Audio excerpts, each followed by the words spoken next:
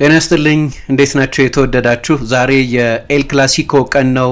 ሪያል ማድሪድ ከባርሰሎና በሳንቲያጎ ቤርናቤው የ2025-26 የውድድር ዘመን የመጀመሪያ ትልቁን የስፔን እግር ኳስ ጨዋታ ያደርጋሉ። ከዚህ ጨዋታ አስቀድሞ ትልቁ አጀንዳ ማን እንደሆነ ግልጽ ነው። መቼስ ሰሞኑን የላሚን ያማል ጉዳይ በዚህ የውድድር ዘመን ሜዳ ውስጥ ከሰጠው አገልግሎት ካሳያቸው ፐርፎርማንሶች ይልቅ ከሜዳ ውጪ ባሉት ነጥቦች በግል ሕይወቱም ይሁን በሚናገራቸው ነገሮች የበለጠ ትኩረት የሳበ ይመስለኛል። ከዚህ ጨዋታ በፊት በተለይ ሪያል ማድሪድን በተመለከተ ምንም እንኳ ቀልድ አዘል ቢሆንም ያን ንግግር የተናገረበት መንገድ የሪያል ማድሪድ ተጫዋቾች በቅርብ ቀናት ተጫዋቹ ስለ ሪያል ማድሪድ ሲናገር ሰርቀው የሚያለቃቅሱ አይነት አስተያየት ሰጥቷል እና ይሄ በፕሮፌሽናሎች መካከል ያለ መሰረታዊ ኮድን መጣስ ነው። ስለዚህ ማርካ በቅርብ ቀናት ያወጣው ዘገባ ላይ እንዳየነው የሪያል ማድሪድ ተጫዋቾች በዚህ ተጫዋች ባህሪ እና ንግግር ተቆጥተዋል። ቹፕ ቹፕ የሚባል አንድ ፕሮግራም ላይ ነው የቀረበው። ኢባኚ ላኖስ ከሚባል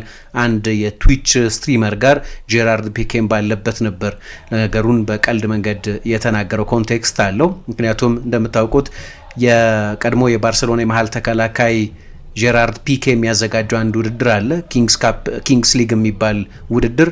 እዛ ውድድር ላይ ይሄ ላኖስ የሚባለው ስትሪመር የሚደግፈው አንድ ቡድን አለ፣ ፖርቺኖስ የሚባል ቡድን እና ይሄንን ቡድን ለማጣጣል በማለት ወይም እዚሁ ስትሪመር ላይ ለማሾፍ በማለት ነው ያንን ንግግር የተናገረው። እንደ ሪያል ማድሪድ ሁሉ ሰርቀው የሚያለቅሱ ነገር ሚል ንግግር ተናገረና ይሄ ነው ብዙ ቁጣ የፈጠረው። ግን በሱ ብቻ አላበቃም። ከጨዋታው መጀመር በፊት ደግሞ በኢንስታግራም ገጹ ላይ የተላለፈው ወይም የተለቀቀው የቪዲዮ ምስል የሚያሳየው ፍርሃት አልባ ነኝ እኔ የሚል ንግግር ያለበትም ነው። ፍርሃትን ከረጅም ጊዜ በፊት ባደግኩበት መንደር በማታሮ ትቼዋለሁ ብሎ ሲናገር ይሰማል እዚህ ቪዲዮ ላይ። ስለዚህ በጣም የተለየ ባህሪ ያለው ሰው እንደሆነ የሚያሳይ ነው። መቼስ ሜዳ ውስጥ የሚያሳየው ትንግርታዊ ክህሎት ጥያቄ የሚነሳበት አይመስለኝም። አንድ ስለ ባርሰሎና መጻፍ የፈለገች የታይምስ ጋዜጠኛ በ2018 ወደ ባርሰሎና ተጉዛ ነበር። ባርሳን የተመለከተ ስቶሪ ነው እየሰራች የነበረው እና እዛ ሪሰርች ስታደርግ መቼስ በዛ ጊዜ ሊዮኔል ሜሲ የባርሰሎና ተጫዋች ነበር እና እሱ ላይ የሚያጠነጥንም ዘገባ ነበራት እና አንድን ሰው ጠየቀች፣ የባርሰሎና ወጣት ቡድን አሰልጣኝ የሆነን ሰው። ሜሲ ሲሄድ ድንገት ያኔ 30 ዓመቱ ነው፣ በሚያስደንቅ ብቃት ላይ ነበር ይጫወት የነበረው። ነገር ግን ከሜሲ በኋላ ባርሰሎና ምን ይወጣዋል፣ ማን ይተካዋል ብላ አንዱን አሰልጣኝ ጠየቀችውን። ይህ አሰልጣኝ ያኔ እድሜው ገና 10 ዓመት ብቻ የነበረን አንድ ትንሽ ልጅ እዛ ጋ ያለው ልጅ ታየዋለሽ፣ እሱ ነው ሊዮኔል ሜሲን የሚተካው ብሎ ነገራት። ላሚን ያማል ነው ያኔ ገና እንዳልኩት 10 ዓመቱ ብቻ ነው የነበረው። ባርሰሎና ለረጅም ጊዜ ሎተሪ እንዳሸነፈ ያውቅ ነበር ይላል አንድ ሪቻርድ ፊትስፓትሪክ የሚባል በስፔን እግር ኳስ ላይ ብዙ ዘገባዎችን በማውጣት የሚታወቅ ለአይሪሽ ታይምስም የሚጽፍ ለሌሎችም ለብሊቸርም በፊት ይጽፍ ነበር። በባርሰሎና ከተማ ውስጥም ነው የሚኖረው። ብዙ አሪፍ አርቲክሎች ይጽፋል እና ባርሰሎናዎች ረጅም ጊዜ ሎተሪ እንደወጣላቸው አይነት ያውቁ ነበር። ገና ከለጋነት እድሜው ጀምሮ ጄኔሬሽናል ታለንት እንደሆነ በጣም ልዩ ተሰጥኦ እንደሆነ ያውቁ ነበር። በኋላ በ2023 ኤፕሪል ገና 15 ዓመቱ ብቻ የነበረው ላሚን ያማል ለባርሰሎና ዋናው ቡድን በትንሽ እድሜ የተጫወተ ተጫዋች ሆኖ ሬከርድ ያዘ። ከዚያ በኋላም ምናልባት ለረጅም ጊዜ ላይሰበሩ የሚችሉ በለጋ እድሜ የተሳኩ ብዙ ሬከርዶችንም ያዘ። በተለይ ደግሞ የላሚን ያማል ስም በመላው ዓለም የናኘው በ2024 የአውሮፓ ዋንጫ ነበር። ገና 16 ዓመቱ ነበር። ውድድሩ ላይ የውድድሩን ምርጥ ጎል አስቆጠረ። በአውሮፓ ዋንጫ ግማሽ ፍጻሜ ከፈረንሳይ ጋር በተደረገ ጨዋታ ውድድሩም ላይ በጣም አስደናቂ ነበር። የአውሮፓ ሻምፒዮንም ሆነ 17ኛ ዓመት ልደቱን ባከበረ በማግስቱ በተጠናቀቀው የውድድር ዘመን ደግሞ በቻምፒየንስ ሊግ የውድድሩን አስደናቂ ጎል አስቆጠረ።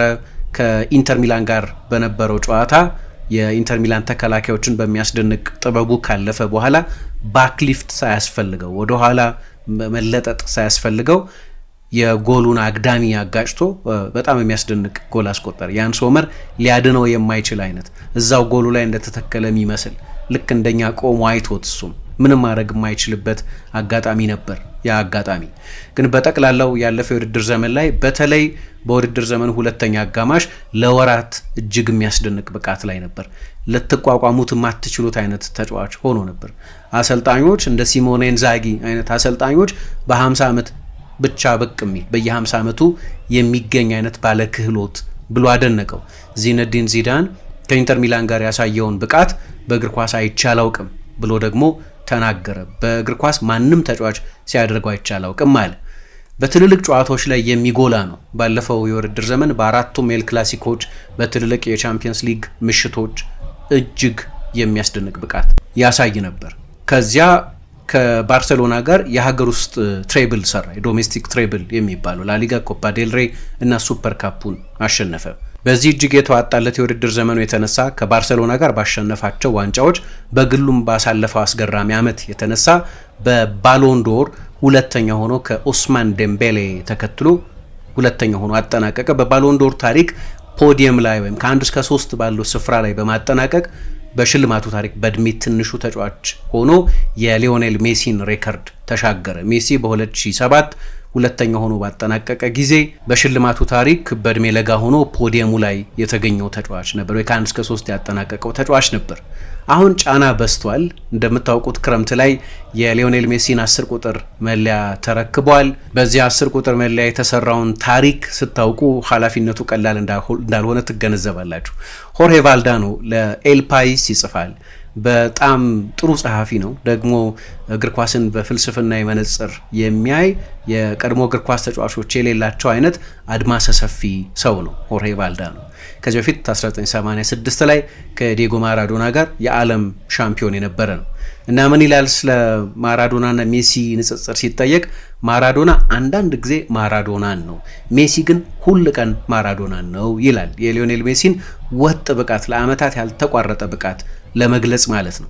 ሳሙኤል ኤቶ የባርሴሎና ግሩም አጥቂ ነበር። እንደምታስታውሱት ባርሴሎና 2 ጊዜ ቻምፒየንስ ሊግ በዚህ ተጫዋች ስር አሸንፏል። በሁለቱም የቻምፒየንስ ሊግ የፍጻሜ ጨዋታዎች አርሰናል ላይ በ2006 ማንቸስተር ዩናይትድ ላይ በ2009 ጎሎች ያስቆጠረ ተጫዋች ነው ሳሚ ኤቶ። በጣም አስደናቂ ተጫዋች ነበር እና በባርሴሎና ተጫዋችነት 5 ዓመት አሳልፏል። ከ5 ዓመት አንደኛው ሲዝን ላይ ከ30 በላይ ጎል አስቆጥሯል። ለንጽጽር ሊዮኔል ሜሲ በ13 የተለያዩ ሲዝኖች 30 እና ከዛ በላይ ጎሎች አስቆጥሯል። ብዙ ጊዜም የላሊጋው ምርጥ አሲስት የሚያደርገው፣ ብዙ ጎል የሚያስቆጠረው፣ ብዙ የጎል እድሎች የሚፈጥረው፣ ብዙ የተዋጣላቸው ድሪብሎች የሚያደርገው ተጫዋች ነው። ላሚን ያማል የለበሰው የዚህኛውን ተጫዋች 10 ቁጥር መለያ ነው። ግን ከሜዳ ውጭ ባላቸው የህይወት ዘይቤ በጣም ይለያያሉ። ሊዮኔል ሜሲ በጣም ጭምት እና ሲናገር የማይሰማ፣ በአወዛጋቢነት ስሙ የማይጠቀስ፣ በቤተሰቡ ጥላ ተከልሎ የሚኖር፣ ባርሴሎና ውስጥም ጸጥ ባለ አካባቢ ጥቂት ሰዎች ብቻ አልፎ አልፎ በሚያልፉበት ካስቴል ደ ፍልስ በሚባል የከተማይቱ ክፍል ነበር ይኖር የነበረው። ባለቤቱን ከ5 ዓመት እድሜው ጀምሮ ያውቃት ነበር። ላሚን ያማል ልክ እንደ ሊዮኔል ሜሲ ባለ ክህሎት ነው። ገና 18 ዓመቱ ነው። ስለዚህ ብዙ ማለት አንችልም። ግን ልክ እንደሱ በእድሜ በለጋነቱ ስታር እንደሚሆን ያወቅነው አይነት ተጫዋች ነው። ግን ሜሲ በ18 ዓመቱ ላሚን ያማል ያሳካውን አላሳካም። ከሁሉ በላይ ሁለቱን ተጫዋቾች በባህሪያቸው በተለይ በጣም ተለያይተው እናያቸዋለን። ሊዮኔል ሜሲ በስውር በቤተሰቡ ጥላ ስር ጭር ባለ ሰፈር ይኖር ከነበር፣ ላሚን ያማል በህዝብ አይን ስር ነው እየኖረ ያለው። ለምሳሌ ልክ እንደ አንቶኔላ ሮኩዞ ሎ ፕሮፋይል የሆነች እንስት አይደለችም አሁን ከሱ ጋር በፍቅር የተጎዳኘችው። ኒኪ ኒኮል ትባላለች። የታወቀች አርጀንቲናዊት ራፐር ነች። በ7 ዓመት ከሱ በእድሜ ትበልጣለች። ብዙ ተከታዮች አሏት። ስመ ገናና ነች። በቅርብ ጊዜ ባርሴሎና ኦሊምፒያኮስን 6-1 ባሸነፈበት ጊዜ ስቴዲየም ውስጥ ታድማ ተመልክተናታል እና እዛ ጨዋታ ላይ ፍጹም ቅጣት ምት ጎል አስቆጠረ። አሁን ያለበትን ሁኔታ የሚነግራችሁ ነው እሱ። ላሚን ያማል በቀደም ያስቆጠረው ጎል ከ51 ቀን በኋላ ያስቆጠረው ጎል ነው። በዚህ ውድድር ዘመን በብቃቱም በጉዳቱም የተነሳ በአምናው ደረጃ ላይ እየተጫወተ አይደለም። አንዳንድ ጊዜ ያንን የሚያስደንቅ ቴክኒኩን ታዩታላችሁ፣ ግን ብዙ ጊዜ አደጋ አይፈጥርም። ግን ጉዳትም ብዙ አስቸግሮታል እና እንዳለፈው የውድድር ዘመን ከጉዳት ነፃ የሆነ የውድድር ዘመን አይደለም እያሳለፈ ያለው። እንዲያውም ባለፈው ሴፕቴምበር ለስፔን ብሔራዊ ቡድን ተጠራ። በሉዊስ ደ ላ ፉዌንቴ አማካኝነት 2 ጨዋታዎችን የስፔን ብሔራዊ ቡድን በዚያ ወር አድርጎ ነበር ከቱርክና ከቡልጋሪያ ብሔራዊ ቡድን ጋር።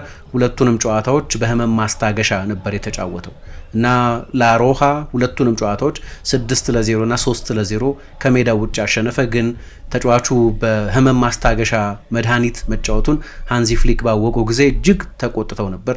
ሉዊስ ደላፎይንቴን ህመም ያለበትን ጉዳት ያለበትን ተጫዋች እንዴት ያጫውታሉ? እንክብካቤ ሊደረግለት ሊጠበቅም ይገባው ነበር የሚል አስተያየት ሰጡ። በኋላ በሁለቱ አሰልጣኞች መካከል ቃላት አወራውረዋል።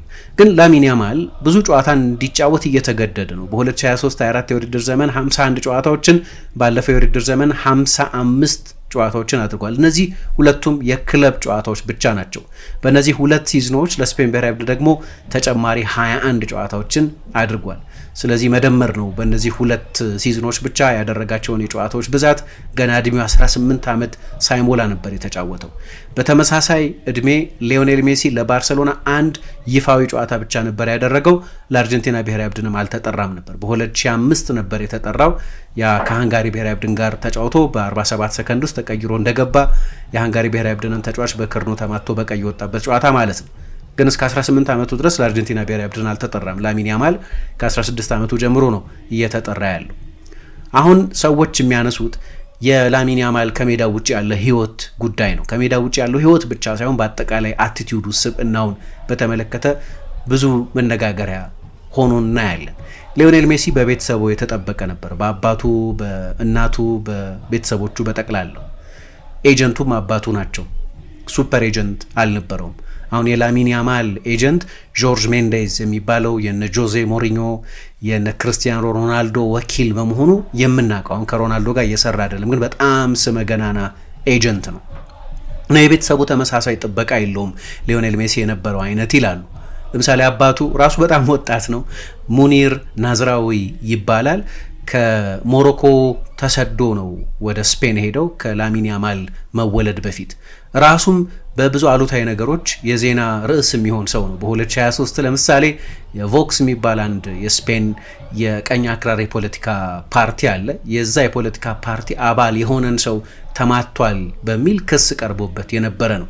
ባለፈው ዓመት ደግሞ በሰፈር ውስጥ በተነሳ ጠብ መኪና ውስጥ በመኪና ማቆሚያ አካባቢ 3 ጊዜ በስለት የተወጋ ለበርካታ ቀናት በኢንቴንሲቭ ኬር ሕክምና ሲደረግለት ቆይቶ በመጨረሻ የዳነ ነው። ማርካ አንድ ዘገባ ሲያወጣ ደግሞ እንዳለው የጆርጅ ሜንዴዝ ደንበኛ እንዲሆን በማድረጉ ልጁን 3 ሚሊዮን ዩሮ ተከፍሎታል ይላል። በልጁ ትከሻ ላይ እየኖረ ያለ ግን ለልጁ ከለላ የማይሆን ተደርጎ የሚተችና ለልጁም ጥሩ ምሳሌ ተደርጎ የማይታይ ነው እና እንዲያውም ባለፈው ወር አንድ የሶሻል ሚዲያ ክሊፕ ነበር የ30 ደቂቃ የቤት ውስጥ ቪዲዮ ቀርጾ የቺክን ነጌት እንዴት ኩክ እንደሚደረግ የምግብ አበሳሰል ቱቶር የሚሰጥበት አይነት ቪዲዮ ነው እና እዛ ላይ ምን ይላል? በልጄ ስኬት ምኖር ነኝ እኔ፣ ልጄ አመሰግንሃለሁ፣ እድሜ ላንተ፣ ባንተ ነው የምኖረው እያለ ይናገራል። እሱ ገና በ30ዎቹ አጋማሽ ያለ ነው። ላሚን ያማል ገና 18 ዓመቱ ነው እና በእነሱ አይን አንድ በ30ዎቹ አጋማሽ ያለ ሰው በልጄ ትከሻ ነው የምኖረው ብሎ እንዴት ይኩራራል? ምሳሌ የሚሆን ምግባር ያለው ሰው አይደለም ይላሉ። ላሚን ያማል በገንዘብ ውስጥ እየዋኘ ያለ ልጅ ነው። በቅርብ ጊዜ የፈረመው ኮንትራት ከ2031 በባርሰሎና ያቆየዋል። ይሄ ስምምነት ደግሞ ከዚህ አስቀድሞ ይከፈለው ከነበረው ደሞዝ በ10 እጥፍ እንዲከፈለው የሚያደርግ ነው። ቤዚክ ሳለሪው ብቻ የተለያዩ ዘገባዎች ላይ የተለያዩ ቁጥሮችን ታያላችሁ። በአጠቃላይ ግን አድኦንስ የሚባለው በፐርፎርማንስ ሪሌትድ ቦነሶች ምናምን ሲጨመሩ በአመት እስከ 40 ሚሊዮን ድረስ ያፍሳል። ብዙ የኢንዶርስመንት ስምምነቶችም አሉት ከተለያዩ ተቋማት ጋር ያሉት ስምምነቶች ማለት ነው። ለምሳሌ ከአዲዳስ ጋር የ10 ዓመት ስምምነት ፈጽሟል። በዚህ 32 ሚሊዮን ዩሮ ያገኛል እና የቅንጦት ህይወት ነው መኖር የጀመረው። አንዳንድ ሰዎች በለጋ እድሜ የመጣ ዝና፣ እንዲህ በትንሽ እድሜ የተገኘ ገንዘብ በቂ የቤተሰብ ከለላ የሌለው ልጅ በመሆኑ የተነሳ ያልተገቡ ነገሮችን በህዝብ አይን ፊት ሲያደርግ ይታያል። አንደኛው ብዙ አጀንዳ የነበረው የ18 ዓመት ልደቱን ባከበረ ጊዜ አጫጭር ሰዎችን ለመዝናኛነት ቀጥሯል የሚለው ነው። ከዚያ በኋላም ክላውዲያ ካልቮ የምትባል አንዲት እንስት 12 ሞዴሎች ለፓርቲው ድምቀት ተመርጠው ነበር። የተመረጡት በደረታቸው መጠን ልበለው መገመት ትችላላችሁ በምናቸው መጠን እንደተመረጡና ጸጉራቸው ወርቃማ መሆኑ ታይቶ ነበር የተጠራ ነው የሚል አስተያየት ልካ ነበር። ስለዚህ በብዙሃን መገናኛዎች ላይ በጣም መነጋገሪያ የሆነ ሜዳ ውስጥ የሰጠ ካለው አገልግሎት በላይ በዚህ ዓመት መነጋገሪያ የሆነ ከሜዳ ውጭ ያለው ጠባይ ነው። አንዳንድ የስፔን ብዙሃን መገናኛዎችን ስታነቡ ደግሞ ባርሴሎናም ይሄንን ልጅ ለመቆጣጠር እየተቸገረ ነው የሚል መረጃ ደግሞ ታነባላችሁ።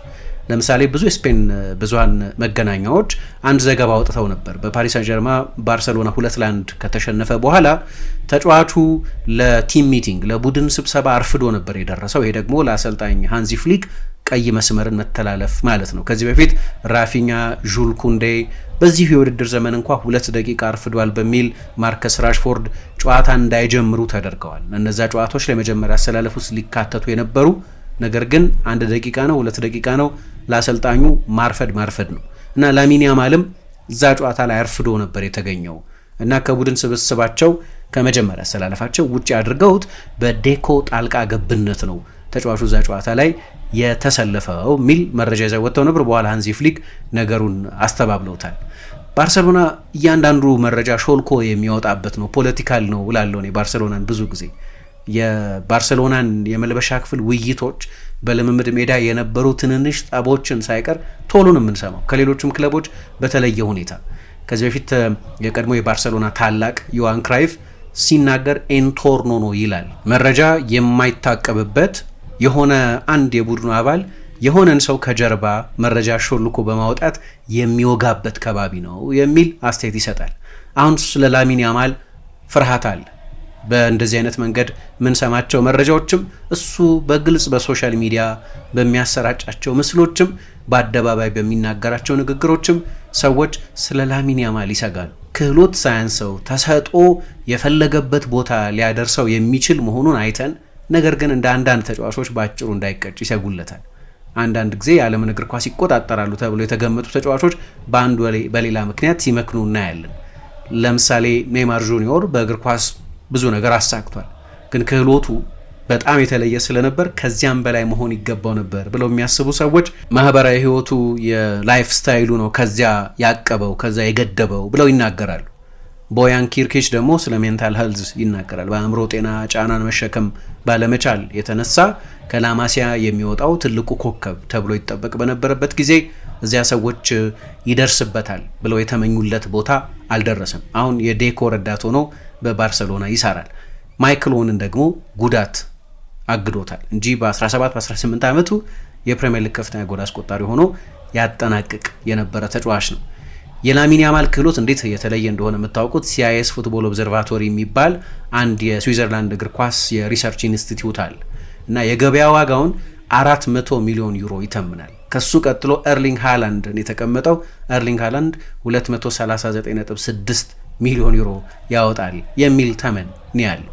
ምን ያህል አስደናቂ እንደሆነ ማየት ትችላላችሁ። አሁን ኢንስታግራም ገጹ ላይ ከ12-13 ሰዓት በፊት እኔ ይህንን ዘገባ ከመስራቴ በፊት ፖስት ባደረገው ቅድም በጠቀስኩት የኢንስታግራም ፖስቱ ላይ የባርሴሎና እና የሪያል ማድሪድ ያለፈው የውድድር ዘመን ጨዋታን ታስታውሱ እንደሆነ ባርሳ 4-0 ያሸነፈበት ጨዋታ ማለት ነው።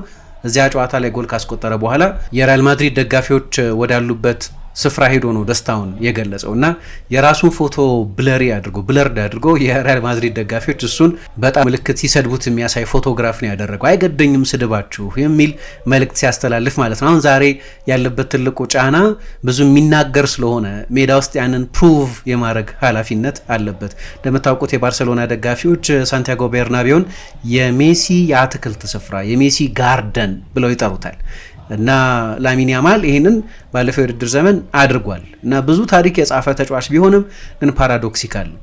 አንዳንድ የባርሴሎና ሰዎች ምን ይላሉ? ሰዎች ሜዳ ውስጥ ኤክስትራኦርዲነሪ ከሜዳ ውጪ ኖርማል እንዲሆን ይፈልጋሉ። ይሄ ደግሞ አይሰራም፣ በሁለቱም በኩል እሳት ነው የሚል አስተያየት የሚሰጡ ሰዎች አሉ። የእሱ ደጋፊዎች ደግሞ አሉ። አንዳንድ ተጫዋቾች የሜሲ አይነት ተጫዋቾች ሜዳ ውስጥ አብኖርማል ይሆናሉ። የተለመደ አይነት ተሰጥኦ አይደለም ያላቸው። በየ10 ዓመቱ የምናየውም አይደለም፣ በየ20 ዓመቱ የምናየውም አይመስለኝም የሜሲን አይነት የተለየ ክህሎት። ከሜዳ ውጪ ግን ኖርማል ነው በጣም። ሜሲ እንደ ማንኛውም ሰው ነው። ላሚን ያማል ግን እንደዛ አይደለም። ሜዳ ውስጥም አብኖርማል ነው፣ ከሜዳ ውጪም አብኖርማል ነው። እንደዛ ነው የሚናገረው እና በሁሉም ነገር ጂኒየሶች ናቸው። በቃ ላሚን ያማልም እንደዛ ነው። ሰዎች በቀልድ የሚናገረው ነገር በቁም ነገር ይወስዱበታል። ለምሳሌ ኮርቷ ስለ ኔግሬራ ይናገራል። ለባርሰሎና ገንዘብ እየተከፈላቸው ሲያግዙ ነበር በሚል ክስ ቀርቦ ምርመራ እየተደረገ ያለባቸው የቀድሞ አርቢትር አሉ፣ ወይም የአርቢትሮች ኮሚቴ ምክትል ኃላፊ የነበሩ ሰው ናቸው። እና ባርሰሎና በዳኝነት ተጠቅሟል ብሎ የሪያል ማድሪድ ግብ ጠባቂ ሲናገር አጀንዳ አይሆንም። ላሚን ያማል በአንድ የቀልድ ሾው ላይ ቀርቦ ግን ሪያል ማድሪድ ሰርቆ አልቃሽ ነው ምናምን ሲል ሰዎች በቀልድ አይደለም የሚያዩት፣ እንደው ነገር ሲያገኑበት ነው ምናምን ብለው የሚከላከሉለት ሰዎች አሉ። እንዲያውም አሁን 4-0 ታሸንፋላችሁ ብሎ ሲጠይቀው ጋዜጣዊ አይ እንደዛ አላልኩም ግን ሊሆን ይችላል ብሎ ነው የመለሰው። እና አጀንዳ ነው፣ ምንም ጥያቄ የለውም። የሪያል ማድሪድ ተጫዋቾችን እንዲያውም ሞቲቬት አድርጓቸዋል ይላል ማርካ፣ አነሳስቷቸዋል እዚህ ጨዋታ ላይ ይህንን ተጫዋች ለመበቀል። ያው ምንም አያደርጉትም ሜዳ ውስጥ ሪያል ማድሪድ እንዲያሸንፍ እና በማሸነፍ ውስጥም ላሚን ያማልን ሂዩሚሌት ለማድረግ የበለጠ ተነሳሽነት ፈጥሮባቸዋል የሚሉ አሉ። እንዲያውም ለዚህ ነው ቅድም እንዳልኩት የፕሮፌሽናል ኮድ ኦፍ ኮንዳክት አለ። ስለ አንድ ተጫዋች ስለ አንድ ክለብ የውስጥ ስሜት ምንም ቢሆን አንድ ተጫዋች እንደዚህ አድርጎ መናገር የለበትም እና ያንን የመሰረታዊ የክብር ኮድ ነው የጣሰው የሚል ቅሬታ አለ። ሩድ ነው፣ ብልግና ያለበት ንግግር ነው የሚናገረው፣ እንደዚህ አይነት ስሜት አለ። ለዚህ ነው እንደ ተጫዋች ከ10-10 የሚሰጠው አይነት ግሩም ተጫዋች፣ እንደ አትሌት ግን ከ10-0 የሚሰጠው አይነት ይላሉ። አሁን አትሌት ፕሮፌሽናል ምግባር ማሳየት ያለበት ነው ተብሎ ስለሚታሰብ ማለት ነው። ፐርሶናሊቲው እንደዚህ ገነን ያለ ነው እና አንዳንድ ጊዜም ደግሞ መቼስ ቅድም ከሜሲ ጋር ሳወዳደረው ነበር። ልክ እንደ ሜሲ እሱም 10 ቁጥር ለባሽ ስለሆነ የዚህኛው ባርሰሎና ሜሲ ልትሉት ስለምትችሉ፣ ግን በሶሻል ሚዲያም ዘመን የተፈጠረ መሆኑ ደግሞ ህይወቱን በሙሉ አስጥቶታል። ለምሳሌ ያኔ ኦፍኮርስ ታብሎይዶች ነበሩ እንደዚህ፣ ግን የሶሻል ሚዲያ ዘመን አልነበረም። ስለዚህ ሰዎች አሁን የግል ህይወት የሚባል ነገራቸውን አሳልፈው እየሰጡ ነው በፈቃደኝነት። ለነገሩ ሶሻል ኢንስታግራም ምርጫ ነው።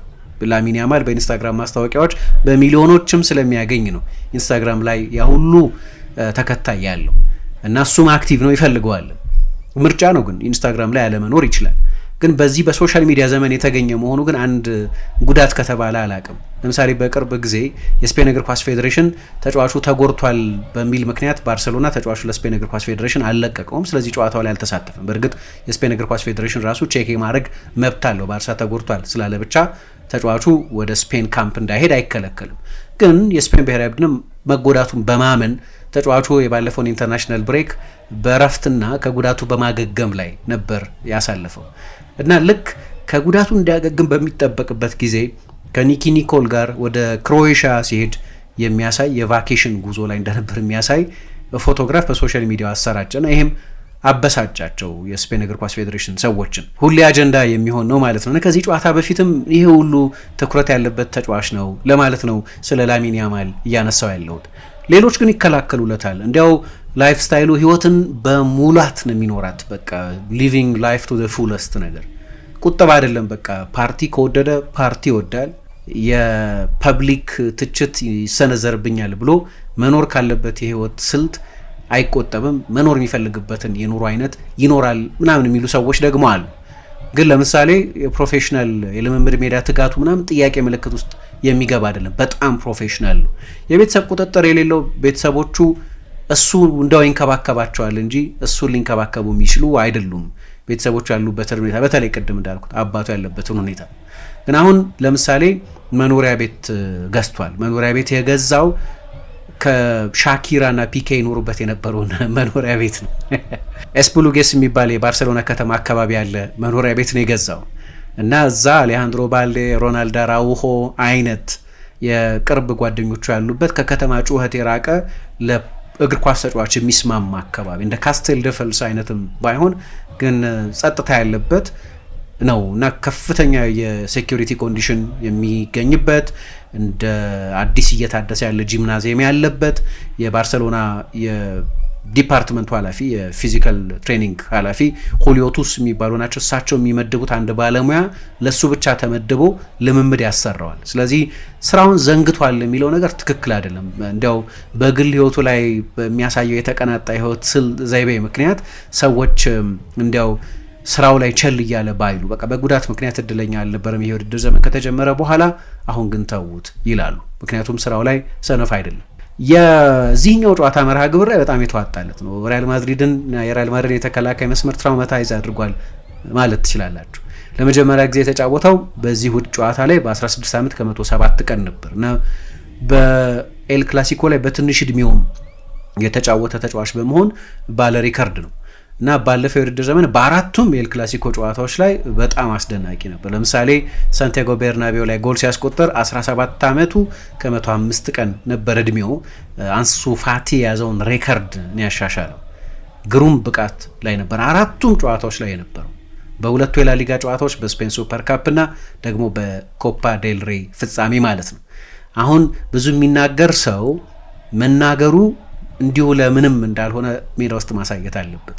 ስለዚህ እሱ ራሱ ያንን ማድረግ አለበት። ግን የሪያል ማድሪድ ተጫዋቾች ደግሞ እንደ ክለብ በስፔን እንደ ስም ማጥፋት ሊያስከስስ ይችላል። ሪያል ማድሪድ ቅሬታ ወይም ክስ ቢያቀርብ በጣሊያን ለምሳሌ አንድ ተጫዋች እንደዚህ መናገር አይችልም፣ የተከለከለ ነው፣ ከክለቡ ቢከስም ባይከስም። ነገር ግን በስፔን ሪያል ማድሪድ ቅሬታ ማቅረብ አለበት። ሪያል ማድሪድ ቅሬታ ማቅረብ ፍላጎት የለውም። ሻቢ አሎንሶም ለሚነገረው ሁሉ ነገር እኔ መልስ መስጠት አልፈልግም ማለት ከዚህ ጨዋታ መጀመር በፊት ግን የሪያል ማድሪድ ተጫዋቾችን እልህ ውስጥ የከተታቸው ይመስላል በዚህ ንግግሩ። ግን ከሜዳ ውጭም ያለው ነገር ኪዩሪዮሲቲ የሚፈጥር ነው። ምን አይነት ሰው ነው የሚያስብል ነው።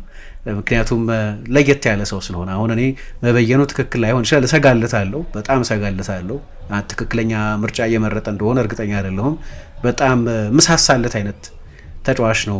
ልዩ ክህሎት ስለሆነ ለማንም ቡድን ቢጫወት፣ ለሪያል ማድሪድ ቢጫወት፣ ለባርሳም፣ ለማንቸስተር ሲቲም፣ ለማንቸስተር ዩናይትድም፣ ለሊቨርፑልም፣ ለኤቨርተንም፣ ለሳምፕዶሪያን ቢጫወት ሲጫወት እያየሁት ልኖር የምፈልገው አይነት ተጫዋች ነው። እግር ኳስ የመውደዴ ምክንያት እንዲህ አይነት ተጫዋቾች ናቸው። ቢያንስ ለእኔ ሰዎች የራሳቸው ኤክስፒሪየንስ አላቸው። የኔን ለምሳሌ ልክ እንደ ላሚን ያማል አይነት ተጫዋች በደንብ በቃ ልክ ሜሲን በጠገብ ነው ልክ ብናየው ደስ ይለኛል። ልዩ ክህሎት ነው ብዬ ስለማስብ አሁን ገና ካሁኑ የሚፈጠሩትን ነገሮች ስታዩ ግን ያሰጋል። በእርግጥ ግን ደግሞ ጄራርድ ፒኬ፣ ኪሊያን ምባፔ ሰዎች 18 ዓመቱ ብቻ ከሆነ ሰው በ38 ዓመቱ የሚኖረው ብስለትና በ18 ዓመቱ የሚኖረው ብስለት አንድ አይደለም። ስለዚህ ስህተት ቢሰራም የ18 ዓመት ልጅ ስህተት ነው ብሎ መቀበል ያስፈልጋል ብሎ ሲከላከለው ያየው ነበር። ለማንኛውም ከዚህ ኤል ክላሲኮ ጨዋታ በፊት ላሚን ያማል ትልቅ አጀንዳ ነው።